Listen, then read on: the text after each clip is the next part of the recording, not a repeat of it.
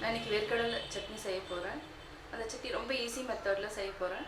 எப்படி செய்யறதுன்னு சொல்லித்தரேன் வாங்க.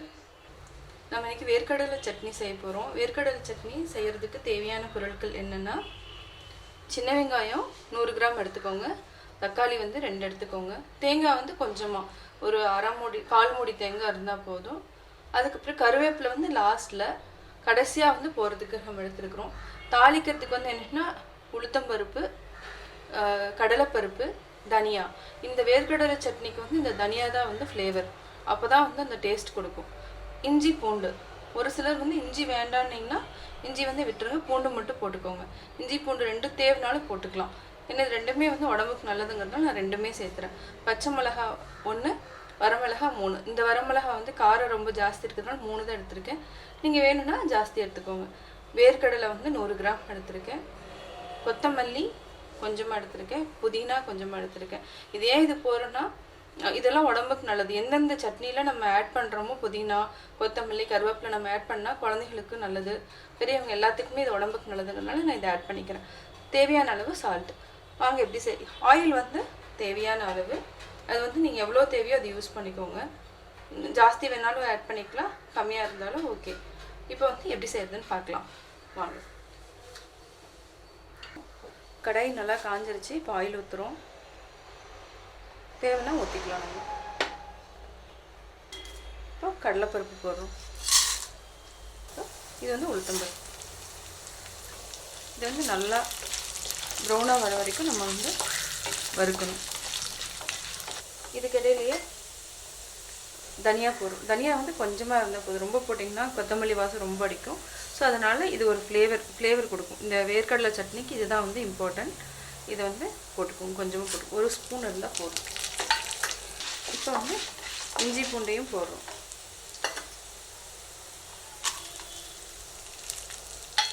ஏன்னா நம்ம இது வந்து அகலமான கடாயில் தான் வச்சுருக்கோம், அதனால் எல்லாமே சீக்கிரமாக வெந்துடும்.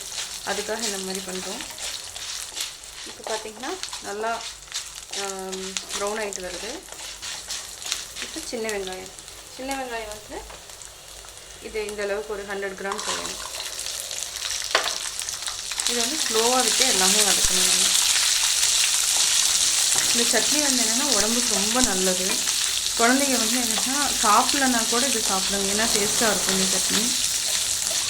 சிம்மில் வச்சு தான் வதக்கணும். இந்த இது எல்லாமே சின்ன வெங்காயம் எல்லாமே சிம்மில் வச்சே வதக்கணும். இல்லைன்னா ரொம்ப ஹைலி ஃப்ளேமில் வச்சோன்னா ரொம்ப இதாகிடும். அதாவது மேலே மட்டும்தான் ப்ரௌனாக வரும், உள்ளே வந்து வேகாது. சாப்பிட்டா அந்த டேஸ்ட், ஒரிஜினல் டேஸ்ட் வந்து கிடைக்காது. கொஞ்சம் நல்லா வதங்கிட்டோம். சின்ன வெங்காயம் வந்து வெந்ததுக்கப்புறம் பார்த்திங்கன்னா கண்ணாடி மாதிரி இருக்கும். அது நல்லா இருக்கும், பார்த்தாவே நம்மளுக்கு தெரியும் வெந்துருச்சா வேகலையாங்கிறது தெரியும்.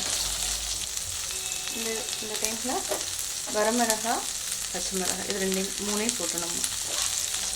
இந்த சட்னி வந்து நீங்கள் இட்லி, தோசை, சப்பாத்தி எதுக்கு வேணாலும் நம்ம வச்சுக்கலாம். அதே மாதிரி குழந்தைங்களுக்கு வந்து உடம்புக்கு நல்லது. போன் இதெல்லாமே நல்லா ஸ்ட்ரென்த்து கிடைக்கும். வேர்க்கடலை பருப்பி அந்த மாதிரி குழந்தைங்களுக்கு கொடுக்க சொல்கிறாங்க. அது மாதிரி இந்த வேர்க்கடலை சட்னியும் அதே மாதிரி தான். இதெல்லாமே நல்லது. எண்ணெய் பத்தலைன்னா நீங்கள் வந்து இன்னும் கொஞ்சம் வேணாலும் விட்டுக்கலாம். சிம்மில் இருக்கிறதுனால அடி பிடிக்காது, அதனால் சிம்மில் வச்சே பண்ணுங்கள் மேக்ஸிமம். சின்ன வெங்காயம் வந்து நீங்கள் எப்போ ஃப்ரீயாக இருக்கிறீங்களோ தேவை என்னன்னு முந்தின நாளே நம்ம பிளான் பண்ணிவிட்டு கொஞ்சம் உரிச்சு வச்சுக்கலாம். நைட்டே வந்து ஃப்ரீயாக இருந்தீங்கன்னா, லேடிஸ் எல்லாம் ஃப்ரீயாக இருந்தோன்னா நம்ம எடுத்து உள்ளே வச்சுக்கலாம். ஃப்ரிட்ஜில் டைட் கண்டெய்னரில் போட்டு வச்சுக்கோங்க. தேவைங்கிறப்ப நம்ம எடுத்து யூஸ் பண்ணிக்கலாம். 1 or 2 days மட்டும்தான் வச்சுருக்கணும், அதுக்கு மேலே வச்சுருக்காதீங்க. வெங்காயம் ஓரளவுக்கு நல்லா வதங்கிடுச்சு. இப்போது நம்ம தக்காளி போடுறோம். தக்காளி வந்து சின்ன தக்காளி தான், 2 தக்காளி போடுறோம். இது நல்லா வதங்கணும். ரொம்ப சிம்பிள் தான் நம்ம செய்கிறது. தேவையான பொருட்கள் வந்து என்னன்னு நான் சொல்கிறதுக்காக இந்த மாதிரி நம்ம எடுக்கிறோம். ஆக்சுவலாக வந்து வெங்காயம் இவ்வளோ தேவை, உங்களுக்கு குவான்டிட்டி தேவைங்கிறதுனால தான் இந்த பவுலில் வச்சு நான் காமிக்கிறேன். தக்காளி வந்து நல்லா வதங்கணும்.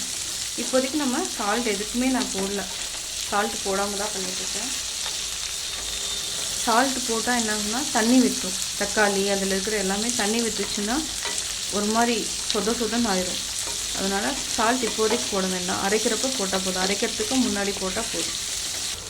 சின்ன வெங்காயம், தக்காளி, இஞ்சி, பூண்டு, நம்ம தாளிக்கிறதுக்கு கடலைப்பருப்பு, உளுத்தம்பருப்பு, தனியா சீட் வந்து தான் இம்பார்ட்டன்ட். அதை நீங்கள் நோட் பண்ணி வச்சுக்கோங்க வேர்க்கடலை சட்னிக்கு. இன்னொன்று என்னன்னா, காரம் தேவைன்னா நீங்கள் வந்து வரமிளகா வந்து ஆட் பண்ணிக்கோங்க. தக்காளி வந்து வதங்கிட்டுருக்கு, நல்லா ஓரளவுக்கு வதங்கிடுச்சு. இப்போ வந்து அடுத்தது நம்ம தேங்காய் போடணும். தக்காளி வதங்கிடுச்சுன்னா அந்த தோல் எல்லாமே தனியாக வரும், அப்போ தான் வந்து வதங்கிடுச்சுன்னு அர்த்தம். ஸோ இப்போ வந்து ஓரளவுக்கு வதங்கிடுச்சு. தேங்காய் வந்து 1/4 மூடி எடுத்துருக்கேன். தேங்காய் ரொம்ப தேவைன்னா நீங்கள் சேர்த்துக்கோங்க, பட் நான் ரொம்ப சேர்த்துட்டேன், 1/4 மூடி தான் எடுத்துருக்கேன். ஒரு 2 minutes to 5 minutes வரைக்கும் அப்படியே ஸ்லோவாக வச்சு வதக்கிடுங்க. வந்து ஆயில் வந்து நான் எல்லாத்துக்குமே நான் கம்மியாக தான் ஊற்றிருக்கேன், ஜாஸ்தி ஊற்றலை. வந்து 20 ml தான் ஊற்றிருக்கேன். இப்போ வந்து வதங்கிடுச்சு. இப்போ நம்ம வேர்க்கடலை போட போகிறோம்.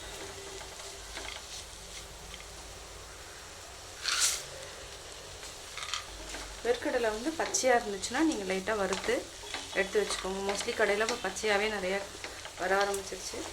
ஸோ நீங்கள் வந்து நல்லா வறுத்து கூட ஒரு பாட்டிலில் போட்டு வச்சுக்கோங்க, கெடாத மாதிரி இருக்கிற மாதிரி போட்டு வச்சுக்கோங்க.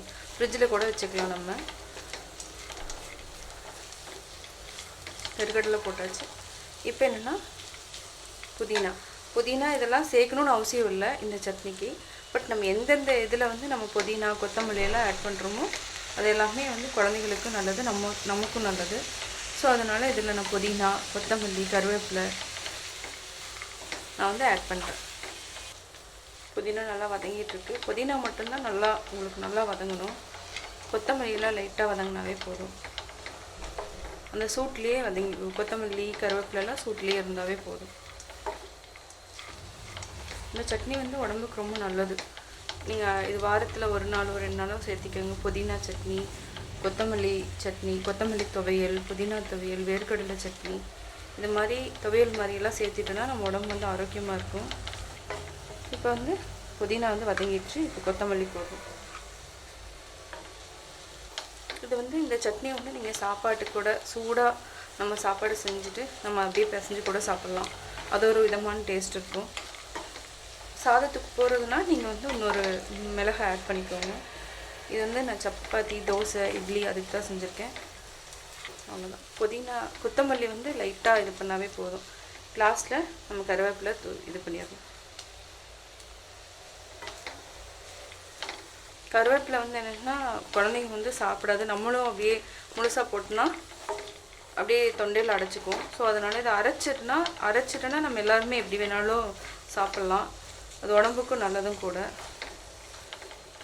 இப்போ என்ன பண்ணலாம்னா நிறுத்திடலாம். இந்த சூடே வந்து ஒரு கொஞ்சம் நேரம் ஆற வரைக்கும் இருந்ததுனாலே கருவேப்பிலை, கொத்தமல்லி வந்து இதாயிரும். ஸோ இப்போ கேஸ் வந்து ஆஃப் பண்ணிடலாம். அவ்வளோதான். அரைச்சி வச்சிடலாம். அரைச்சி வேறு பாத்திரத்தில் மாற்றிக்கலாம். அவ்வளோதான். சுவையான வேர்க்கடலை சட்னி ரெடி. நான் வந்து வேர்க்கடலை சட்னி எப்படி செஞ்சேங்கிறத நீங்கள் பார்த்துருப்பீங்க. உங்களுக்கு கட்டாயம் பிடிச்சிருக்கும். பிடிச்சிருந்தா லைக் பண்ணுங்கள், மறக்காமல் சப்ஸ்கிரைப் பண்ணுங்கள்.